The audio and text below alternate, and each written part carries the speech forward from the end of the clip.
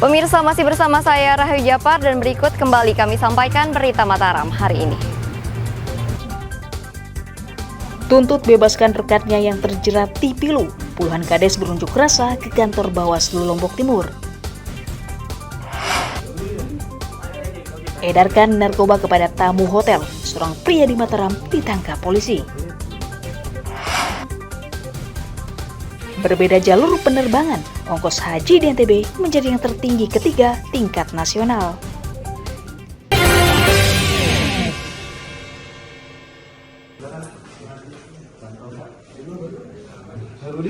Pria berinisial H 47 tahun diringkus Satuan Reserse Narkoba Polresta Mataram karena berbisnis narkotika. Tersangka ditangkap di sebuah kamar hotel di wilayah Cakranegara saat menunggu pembeli.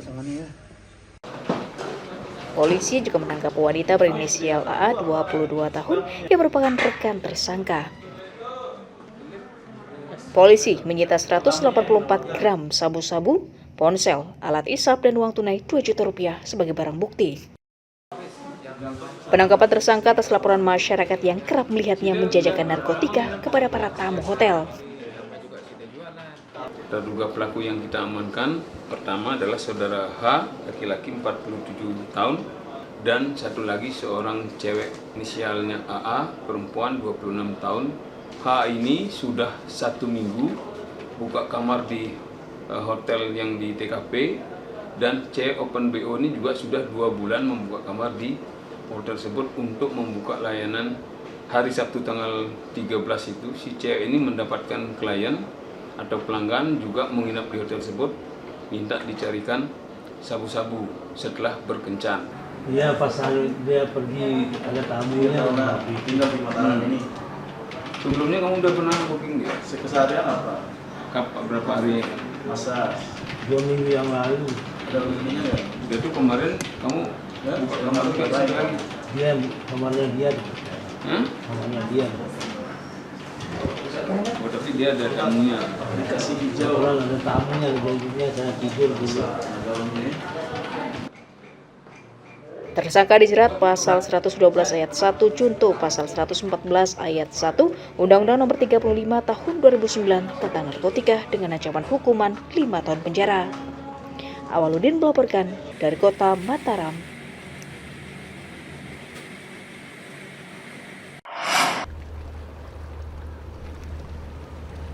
Dinas Kelautan dan Perikanan Kabupaten Lombok Tengah mengonfirmasi ratusan kapal nelayan belum memiliki surat izin operasional menangkap ikan dari pihak terkait.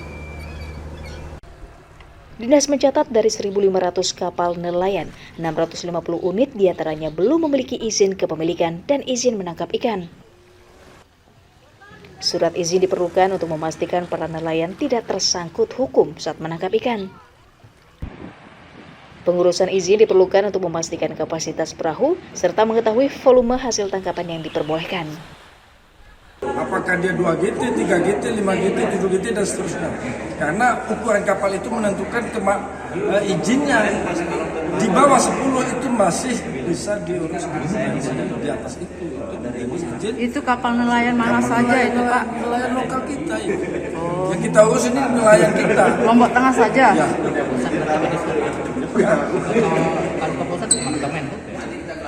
Kalau pusat ya izinnya di kementerian sana, itu kan kapal di atas 30 GT.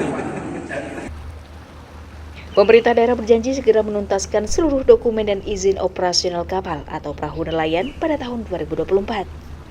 Lukmanul Hakim melaporkan dari Kabupaten Lombok Tengah.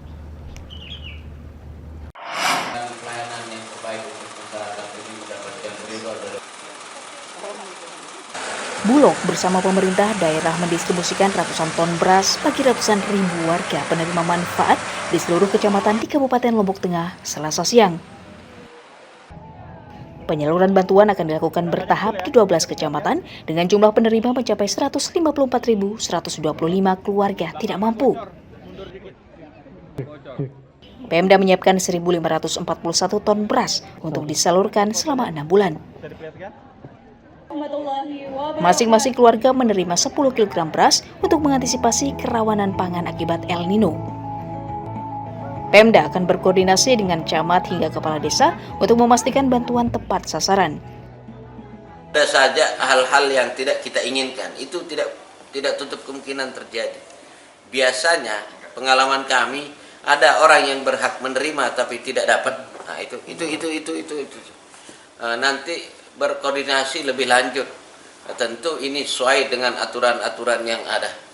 Dan data tersebut adalah data yang sudah disepakati. Banyak perbedaan data dibanding dengan 2023, tapi karena sebelum ini belum ada aturan dari Bappenas tentang fleksibilitas penggantian, jadi itulah penyebab terhambatnya penyaluran. Tapi kemarin Bappenas telah mengeluarkan seperti adendum terhadap juknis, jadi diberikan keleluasaan kepada pemerintah daerah untuk mengubah atau mengganti penerimaan bantuan manfaat. Pada bantuan pangan kali ini, pemerintah daerah diberikan hak untuk memverifikasi ulang data penerima jika ditemukan kesalahan. Lukmanul Hakim melaporkan dari Kabupaten Lombok Tengah.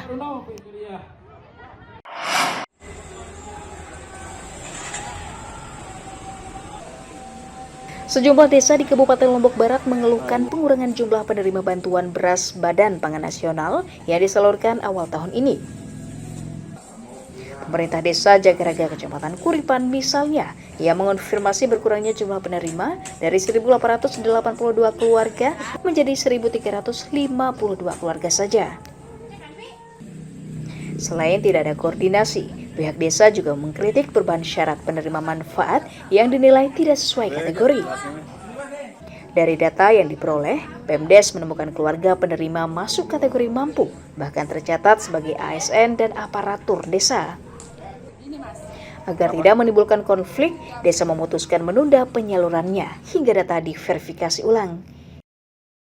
Dengan bantuan yang kami terima ini, justru sebaliknya tidak mengintervensi inflasi di daerah, ya, lebih-lebih di tingkat desa, ya, karena pemanfaat KPM ini masih tumpang tindih. Yang kaya masih dapat, yang meninggal masih dapat, yang pindah masih dapat. Sementara PNS juga masih dapat, perangkat desa masih dapat. Sementara masyarakat kami, ya, yang belum pernah tersentuh sama sekali itu tidak terdeteksi. Yang tahu ini ya siapa? Ya kepala desa dengan aparat desa lainnya. Merespons hal itu, Pemda memberi wewenang kepada kepala desa memperbaiki data penerima bantuan agar tepat sasaran. Bappenas mengeluarkan keputusan Kepala Badan nomor 19 tahun 2024 bahwa di situ desa nanti bisa melakukan sekalian verifikasi dan mengganti penerima manfaat itu, misalnya dia meninggal dunia atau dia mengundurkan diri, dan yang kaya bisa langsung diganti nanti dengan desa. Jumlah penerima bantuan pangan nasional pada tahun 2024 bertambah dari 89.122 keluarga menjadi 91.868 keluarga yang tersebar di 10 kecamatan di Lombok Barat. Hairul Amri melaporkan dari Kabupaten Lombok Barat.